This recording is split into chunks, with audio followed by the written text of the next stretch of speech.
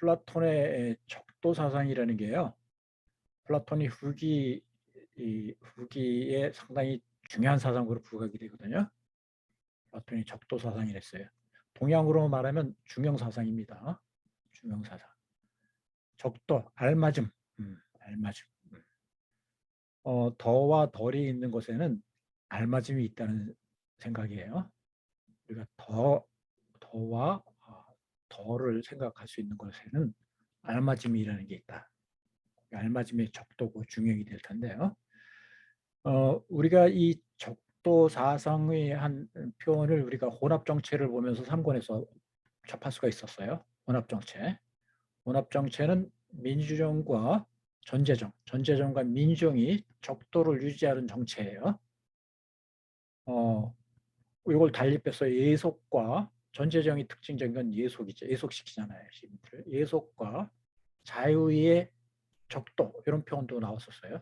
예속과 자유의 적도를 유지하는 정체라고 말할 수도 있어요.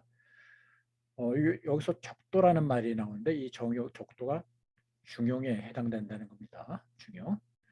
다음 주에 공부할 6권에서도 이 혼합정체 다시 나와요. 혼합정체에 대해서 다시 설명을 드릴 기회가 있을 텐데 거기서 다시 또 적도가 나오게 됩니다. 나오게 되고 이 적도 사상은 그리고 우리가 4권 볼 때 4권에서 적도라는 표현이 또 곳곳에 나올 거야. 4권뿐만 아니라 5권 법률 곳곳에서 적도라는 말이 나오거든요. 닮은 것은 만일 적도에 맞는 것이라면 닮은 것이 사랑을 받을 것이다. 이렇게 얘기하네요. 그리고 요 적도와 좀 근접된 덕으로서 물론 모든 덕들은 적도를 가지고 있어야지 덕이 될 수 있을 거예요. 근데 덕과 절제를 연결시켜서 말하는 대목도 있어요. 절제 있는 사람은 신과 닮은 자이므로 신에게 사랑을 받는다. 이런 얘기가 연이어서 476시에 나오고 있어요. 그리고 적절한 규모와 재산을 가지고 있고 적도 여기 적도가 빠져야 되겠네. 적절한 규모와 재산을 가지고 있고 자신도 적도를 갖춘 사람이라면 적도에 맞는 장래를 권고할 것이다 라고 얘기해요. 적도에 맞는 장래, 적도를 가진 사람, 적절한 규모, 여기 적절한 규모는 사실 이것도 적도죠. 적도라는 말이 사실상 연급해서 3번 쓰였네, 한 문장에. 적도가 상당히 중시돼요. 그리고 이런 말도 하잖아요. 적도에 맞는 장래와 관련해서 이런 얘기도 나와요. 적도가 무엇인지 또 얼마만큼이 적도인지 이런 의문문이 하나 나와요. 적도가 무엇인지 또 얼마만큼이 적도인지 여기서 적도라는 게 중요하게 거론돼요. 그러니까 스파르타 빼놓고 다른 펠로폰네소스의 두 나라가 멸망한 것은 적도를 보존하지 못해서 그래요. 적도를 유지하지 못해서 그래요. 적도를 잘 유지해야지 번성할 수 있다고 하는 거예요. 모든 것은 티마이오스에서 모든 것은 아름답고 아름다운 것은 적도에 어긋나는 것이 아니다라는 말을 해요. 티마이오스 후반부 거의 끝날 무렵에 모든 것은 아름답고 아름다운 것은 적도에 어긋나는 것이 아니다. 적도를 중시하잖아요. 뭔가 적도에 맞을 때 적도 상태를 가질 때 아름답고 좋은 것이 나온다는 사상이에요. 적도에 맞을 때. 정치 체제도 적도를 잘 유지할 때 좋은 정치 체제가 될 수 있다는 얘기예요. 이게 적도 사상이거든요. 동양의 중형 사상이에요. 좋은 것들 내지 아름다운 것들은 적도를 보존함으로써 이루어진다. 이렇게 얘기해요. 적도가 보존돼야지 이루어진다는 거예요. 특히 여기는 기술적인 제작물과 관련해서 또 이런 말을 하는데 기술적인 제작물도 알맞은 상태, 적도 상태를 가져야지 좋은 제품이 된다. 이건 특히 티마에서는 자연적인 것과 자연현상과 관련해서 말하는데 자연도 기술적인 제작물도 그래요. 그리고 필레버스 편에서도 이 필레버스 편에서 가장 적도 개념을 크게 부각시켜요. 모든 좋은 것은 혼합된 것이고 혼합된 것은 한정자에 의해서 이루어지는 적도로 인해 존재하게 된다. 좋은 것은 적도로 인해서 있게 된다는 얘기예요. 적도를 중시해요. 그러면서 이 티마 필레버스 같은 데서는 적도는 인간과 신에게 있어서 좋은 것 혹은 인간과 우주에 있어서 좋은 것 이런 식으로 말하기도 해요. 그 적도를 크게 중시해요. 그러니까 인간의 좋은 삶도 적도를 잘 갖출 때 실현될 수 있다는 생각을 펴요. 그러니까 인간의 윤리적인 삶, 그리고 자연 현상 내지 기술적인 제작물 모두 다 적도를 유지할 때 좋은 상태가 실현된다라는 사상이에요. 이런 사상인데 이런 사상이 전면적으로 팍 부각돼서 적도라는 말로 표현되지 않았지만 5장에서 전문에 해당되는 앞부분에 몸과 재산과 관련해서 언급되는 부분이 있는데 거기서도 이제 적도 사상이 담겨 있어서 그걸 아까 말씀 안 드렸었고 다시 환기시켜서 말씀드리면 그래요. 인간이 지닌 것들 가운데 혼은 인간에게 가장 고유한 것으로서 신들 다음으로 가장 신적인 것이다. 따라서 우리는 이것을 두 번째로 귀하게 여기고 명예롭게 해야 한다. 혼 다음으로 몸이 명예를 세 번째로 귀하게 여겨야 한다. 혼 다음 차례로 몸이 명예를 귀하게 여겨야 된다라고 얘기해요. 그러면서 명예로운 신체란 하고 이렇게 얘기하는 부분이 있어요. 명예로운 신체는 어떤 거냐? 이것은 아름다운 것도 강한 것도 민첩성을 지닌 것도 큰 것도 아니며 건강한 것마저도 아니라고 얘기하네요. 물론 이것들과 상반되는 것도 아니라는 거예요. 요와 반대되는 것도 아니에요. 약한 것, 뭐 느린 것, 뭐 그리고 질병에 걸린 것 그것도 아니에요. 이 모든 것의 중간 상태를 취하고 있는 몸들이 정말로 절제 있고 안정된 것이라고 얘기하네요. 여기 좀 뜻밖인 거는 건강도 건강마저도 명예로운 신체가 아니라고 그러는 게 좀 뜻밖일 거예요. 이건 어떤 맥락에서 뭐 건강이라는 당연히 그 신체의 덕이고 좋은 것인데 영혼과 관련해서 보면 신체가 건강한 것이 영혼의 해가 될 수도 있다는 얘기예요. 경우에 따라서 이런 거예요. 한쪽 극단은 혼을 자만하고 무모하게 만드는 반면 다른 쪽 극단은 혼을 비하하고 비굴하게 만든다라고 얘기하네요. 몸이 또 그 몸이 지나치게 건강하고 동등하다 보면 또 혼을 자만하게 만들고 우쭐대게 만들고 그래서 좀 문제가 생길 수도 있다는 얘기죠. 그렇죠? 질병도 그렇고 그 중간이 좋은 거라고 얘기를 하네요. 그리고 돈과 재산과 관련해서도 이런 관점을 보여요. 돈이나 재산과 관련해서도 마찬가지다. 나라들이나 개인들에게 그것들 각각이 지나치면 증오와 반목이 생기는 반면, 그렇죠? 이걸 어떻게 극복하려고 상당히 노력해요, 플라톤은. 그렇죠? 돈과 재산과 관련해서 나라에서나 개인들에게 그것들 각각이 지나치면 증오와 반복이 생기는 반면 부족하면 대체로 예속 상태가 생기기 때문이다 라고 얘기합니다. 누군가가 자식을 위해서 즉 이들을 가능한 한 부유한 자로 남기기 위해서 돈을 좋아하는 일이 있어서는 안 됩니다 라고 얘기하네요. 이는 그들에게도 나라에게도 더 좋은 일이 못 되기 때문입니다 라고 얘기해요. 사실 젊은이들의 경우 재산은 과천꾼들을 불러들이지 않고 생필품이 궁하지 않을 만큼 갖는 것이 가장 좋다라고 얘기하네요. 그만큼의 재산이 모든 여건에서 화음과 조화를 이루어내서 삶을 고통스럽지 않게 만들어주기 때문이다.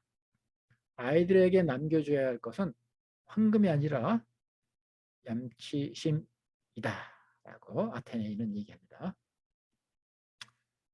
그러면서 이런 얘기가 이건 적도와 좀 떨어져 있을 수도 있지만 노인들이 부끄러워할 줄 모르는 곳에서는 젊은이들도 매우 모렴치할 수밖에 없다고 얘기하면서 젊은이들을 염치심을 갖게 하려면 어떻게 해야 되느냐? 그걸 갖게 하려면 이 염치심 혹은 염치심을 수치심과 동의어처럼 사용하기도 해요. 그거 아마 일권에서 그런 내용이 있었을 거예요. 염치심, 수치심을 동의어처럼 사용하기도 하는데 염치심 내지 수치심 이런 걸 갖추게 하려고 노인들이 젊은이에게 훈계하고 그런 식으로 해서는 젊은이들이 염치심을 제대로 갖출 수 없다는 식의 얘기해요. 훈계하고 그러는 식으로는 안 되고 꼭 표현하기를 그래요. 요즘 식으로 훈계를 하면 안 된다. 요즘 하듯이 이렇게 훈계식으로 하면 안 된다라고 얘기해요. 하면서 그 옛날 요즘 그러기보다는 노인들이 솔선수범해야 된다는 식으로 얘기하네요. 노인들이 부끄러워할 줄 모르는 곳에서는 젊은이들도 매우 모렴치할 수밖에 없다. 노인뿐만 아니죠. 그 나이 든 성인들이 모범을 많이 보여줘야 돼요. 가진 자와 못 가진 자의 빈부차는 1대4를 넘어서는 안 된다라는 것도 아테네인 내지 플라톤의 나름대로 적도를 실현하는 한 시도였던 것으로 보입니다. 요거 관련해서 이 정도로 보고요. 그래서 예. 근데 조금 아쉽게 더 살펴보지 못한 게 뭐냐면 그 전문에 관련된 설명이 조금 미흡했고요. 그 밖에 정치가와 국가편과 연관해서 법률편을 보아야 된다고 그랬는데 그 부분이 미흡한 점이 있어서 남는 시간 한 10분여 시간 동안 그 부분을 조금 더 살펴볼게요. 제가 자료로 나눠드린 건 아닙니다. 플라톤의 국가 정치가 법률의 논의 흐름을 한번 볼 겁니다. 자, 여러분 간단히 훑어볼게요. 자, 이 국가에 대해서는 일전에 얘기했어요. 플라톤의 국가에서는 뭐 어떤 나라를 실현하고자 하냐면 완벽하게 좋은 나라를 실현하고자 해요. 좋은 나라를 아름다운 나라라고 해요. 칼리폴리스. 전공자 아닌 그 일반인들도 칼리폴리스라는 말을 쓰고 미아폴리스라는 그리스어를 쓰기도 하더라고요. 뭐 플라톤이 말하는 미아폴리스는 칼리폴리스는 알아두는 것도 좋을 것 같아요. 그리스어인데요. 아름다운 나라를 실현하고자 해요. 이 아름다운 나라는 다시 말하면 하나의 나라예요. 하나의 나라. 이 하나의 나라, 다시 말하면 나라를 구성하는 계층들 사이에 아무런 갈등이나 불화가 없는 나라가 하나의 나라예요. 이런 하나의 나라가 바로 시민 전체가 최대한 행복한 나라라고 보는 거죠. 불화가 없는 나라, 최시민이 행복한 나라, 이런 나라를 실현하고자 해요. 이런 나라가 바로 좋은 나라예요. 그리고 이런 나라가 실현되려면 세 가지 성립 조건, 좋은 나라의 세 가지 성립 조건을 얘기해요. 하나는 나라에 정의가 있어야 된다는 얘기죠. 나라의 정의로움이 있어야 된다는 얘기예요. 네. 이 정의란 무엇이냐? 세 계층이 제할 일을 하는 걸 정의라고 얘기하죠. 각자 세 계층이 제할 일을 하는 것. 마치 논어에 나오는 정명돈 같은 사상이 펼쳐져요. 그리고 두 번째는 수호자들의 경우 어떤 사유 자산도 가져서는 안 되고 서로 처자를 공유해야 된다는 얘기죠. 재산, 교육, 양육, 아내들의 소유나 혼인 또는 출산 등 이런 모든 걸 최대한 공유화해야 된다는 얘기예요. 마치 친구들이 있거든 공동의 것이라는 속담에 따라서 이런 것들이 다 제도화가 돼야 된다는 얘기죠. 이 속담이 실현돼야 된다는 얘기예요. 이게 사유재산이 허용되고 내 건 내 것이 구분되고 막 그렇게 되면 분열과 분쟁이 생긴다고 보는 거죠. 분쟁과 분열의 그게 원인이 된다고 봐서 사유화와 통치자의 권력 남용을 제거하기 위해서 이런 극단적인 제안을 하는 거예요. 자, 여기서 친구들이 있거든 공동의 것이다.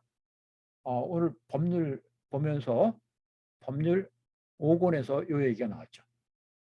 법률에서 첫째가 하는 나라, 즉 최선의 나라를 얘기하면서 친구들이 것들은 공동의 것이라는 이 속담이 실현된 나라를 최선의 나라를 제시했잖아요. 그렇죠?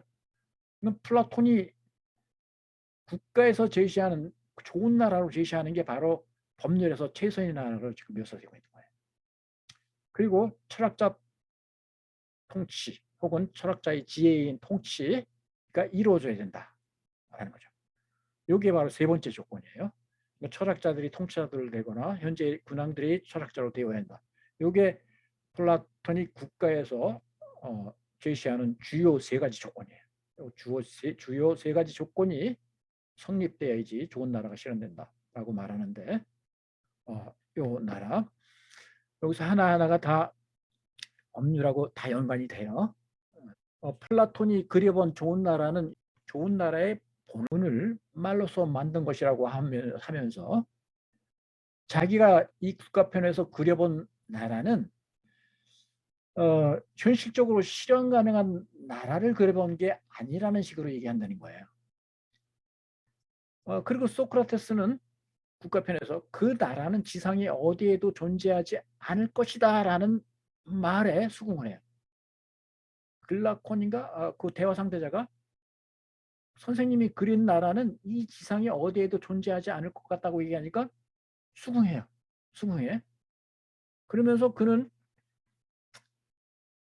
이런 말도 해내요. 소크라테스는 우리가 말을 통해서 자세히 말한 그런 것들이 완전히 실제로 실현되는 걸 보여주어야만 된다고 내게 강요하지 말라는 거예요. 내게 강요하지 말라. 당신이 그린 나라가 그 하나의 나라, 아름다운 나라가 실제로 실현될 수 있음을 밝혀라, 증명해라 하고 강요하지 말라는 얘기예요. 그러면서 비유 드는 게 화가의 비유를 들은다는 거 아닙니까? 화가가 아주 아름다운 그림을 그렸을 때 우리는 화가에게 당신이 그린 그림이 현실적으로 이 세상에 생길 수 있는 거냐? 생길 수 있는 그림이냐?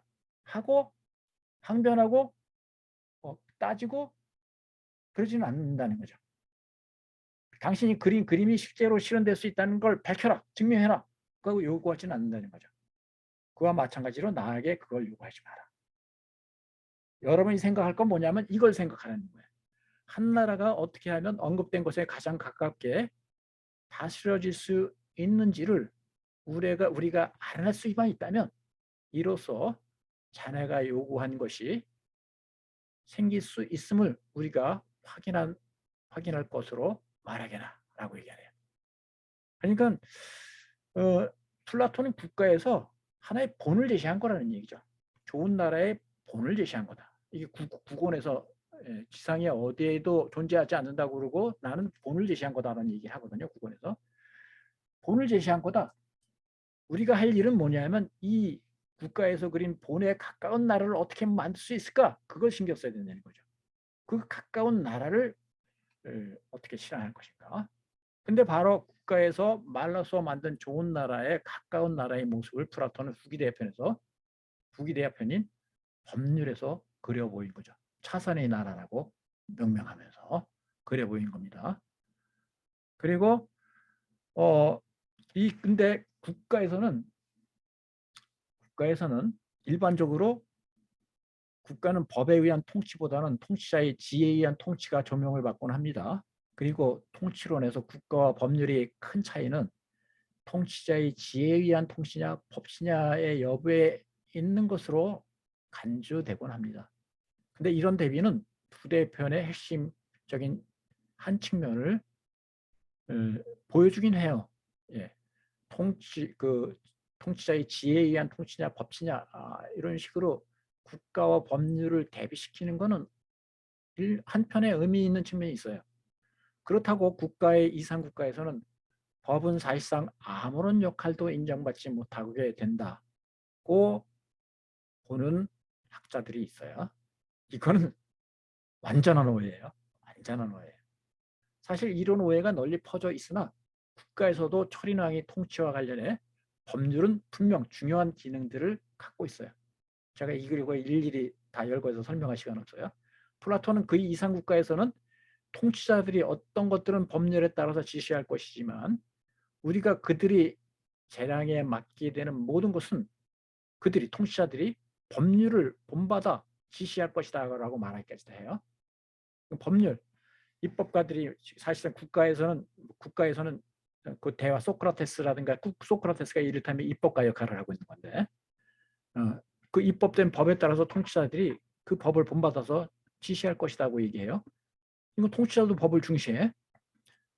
그러면 문제가 되는 게, 국가에서는 지혜로운 철인 통치 혹은 철인 통치자의 지혜에 의한 통치와 법치가 병행되고 있다고 말할 수 있어요. 두 가지가 병행되고 있어요. 그러면 철인 통치자의 지혜에 의한 통치와 법적인 통치 차이는 무엇이고, 이 둘이 상충할 때는 어떻게 해야 하느냐가 문제가 돼요. 근데 바로 이와 관련된 논의가 정치가에서 나오게 돼요. 정치가에서 이런 문제 제기가 나와요. 바른 정체 혹은 올바른 정체의 기준에 대한 논의가 나요. 올바른 정체를 완급 정체라고 그러는데, 올바른 정체는 아마도 국가에서 제시한 정체를 염두에 둔 것 같아요. 자발적인 이들을 통치하든 마지못해 하는 이들을 통치하든 성문법에 따라 통치하든 성문법 없이 통치하든 이에 관계없이 기술 혹은 지식에 의해서 통치하는 이들을 발견할 수 있는 정체, 이런 정체가 바른 정체라는 거예요. 법에 의한 통치가 아니어도 상관없어요. 그리고 시민들이 자발적으로 통치에 응하도록 하지 않고 강제에 의할 통치를 해도 상관없어요.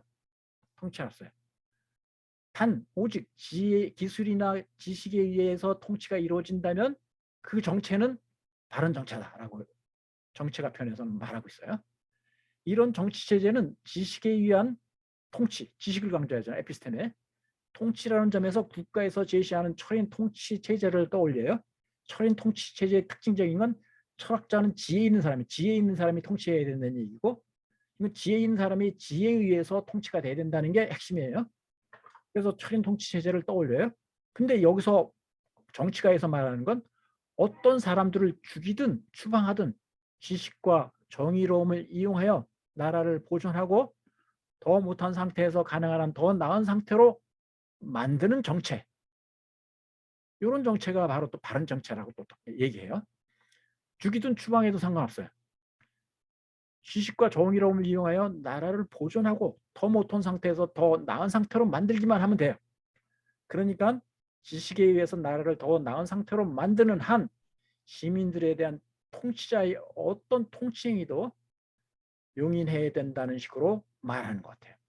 법에 따르든 아니든 자발적인 시민들을 자발적으로 따르게 하든 아니든 이런 얘기거든요. 근데 바로 자발적으로 따르게 하느냐 아니냐 이 문제, 이 문제와 관련해서 요건 중요한 게 아니다고 그랬는데, 바로 법률편, 우리가 공부한 법률편에서는 시민들을 자발적으로 따르게 하는 걸 무엇보다도 중요하게 생각해요. 그래서 법률들 앞에 강제 조항인 법률들 앞에 전문, 권고와 설득의 내용을 담는 전문이 들어가야 된다는 얘기예요. 정치가 편에서 요거 시민들이 자발적으로 따르게 하는 거 이거 중요한 게 아니다. 시민들을 더 낫게 만들기만 하면 된다라고 봤는데 그게 아니다. 법률에서는 시민들이 가능한 자발적에 따르게 하기 위해서 전문을 법조항 앞에, 법 전체 앞에 넣어야 된다는 입장을 취함을 통해서 뭔가 앞서와 다른 노선을 가고 있는 모습을 하나 보여줘요. 그리고 또 하나는 법에 따르든 안 하든 지식에 의해서 통치하면 그만이다라고 봤어요. 근데 법률 5권에선 통치자도 법률의 노예가 되어야 된다라고 얘기하잖아요. 그렇죠? 그러니까 지금 얘기하는 건 본의 차원에서 얘기하는 거라면 일단 본에 따른 차선의 정치 체제를 플라톤은 그려 나가고 있다는 거죠. 그리고 국가에서는 친구들이 있거든 공동의 것이라고 했는데 사유화를 인정하잖아요. 재산의 사유를 인정하잖아요. 그리고 뭐 처자의 공유 이런 얘기 더 안 해요. 사유화하면서 그리고 또 땅이라든가 이거에 관련해서는 공유 의식을 한편 가져야 된다. 땅은 나의 땅이 아니라 나라 전체의 땅이다. 신들이 땅이라고 생각해야 된다. 이런 생각하면서 얼핏 공의 개념을 넣지만 개인이 소유할 수 있게 해요. 그리고 철학자 통치론 대신에 보니까 철학자도 결국은 법률편의 나라에서는 차선의 나라에서는 법의 노예가 돼야 돼요. 철학자도. 그렇죠? 그러니까 이 철인 통치론의 정신이 그대로 유지되고 있느냐 의문이 될 수도 있어요. 여기서 한 가지만 한 포인트 하나만 짚어드리고 원래 시간 되면 정치가 얘기도 흥미로운 얘기가 많은데 지혜에 의한 통치와 법에 의한 통치 이거 시간이 없고요. 포인트 하나만 얘기할게요. 인치에서 철학자인 사람에 의해서 지혜로운 철학자에 의한 통치에서 법치를 내세우는 쪽으로 나가는 거죠. 법률은. 그러니까 지혜에 의한 통치 원칙 포기냐라고 생각할 수 있는데 지혜에 의한 통치 원칙이 포기는 아니고 그 원칙을 현실적인 조건 위에서 차선의 형태로 구현하고자 했다는 얘기죠. 여기서 하나 그 법률편에서는 입법의 목표로 지성을 내세우잖아요. 지성을 전면에 내세워요. 입법의 목표로 지성을 내세워요. 요거는 바로 국가에서 철학자가 통치해야 된다는 정신하고 연결돼요. 철학자가 통치해야 된다는 건 철학자의 지혜에 의한 통치가 이루어져야 되는데 그 지성을 여전히 중시해요. 법률에서. 그리고 법률에서는 법을 지성의 분배라고 얘기하잖아요. 지성의 분배. 이 얘기를 통해서 뭘 얘기하고 싶으냐 하면 지성을 법에 반영하여 나라의 지성이 실현되도록 하고자 하는 거예요. 여기서 요거까지만 얘기할게요. 철인 통치 사상에 담긴 두 측면. 철인 통치가 되려면 국가 편에서 말하듯이 일단 사람이 개입되니까 여기는 인치 측면이 있어요. 그 또 하나는 건 지혜의 실현이라는 측면이 있어요. 철학자의 지혜가 나라에 실현돼야 된다. 이 두 가지 측면이 있어요. 이와 관련해서 법률에서는 뒤에 것은 유지시키되 지혜 실현이라는 정신은 법의 지혜를 법에 최대한 반영함을 통해서 법치를 해요. 그걸 통해서 지혜를 실현하고자 해요. 지혜 실현이라는 측면은 유지시켜요. 그런데 앞에 것 인치 측면은 접는 것 같아요. 사람을 전면에 내세우는 거. 그러니까 인치에 의해서 지혜를 실현하기보다는 법치에 의해서 지혜를 실현하는 쪽으로 나아가고 있는 것 같아요. 그러니까 핵심적인 건 지혜의 실현, 지혜에 의한 통치가 핵심적인 내용인데 그 정신은 이어가요. 이어가는데 사람은 뭔가 문제가 있을 수가 있잖아요. 그러니까 인치 대신에 법치를 통해서 지혜를 나라 전체에 실현하고자 했다는 겁니다.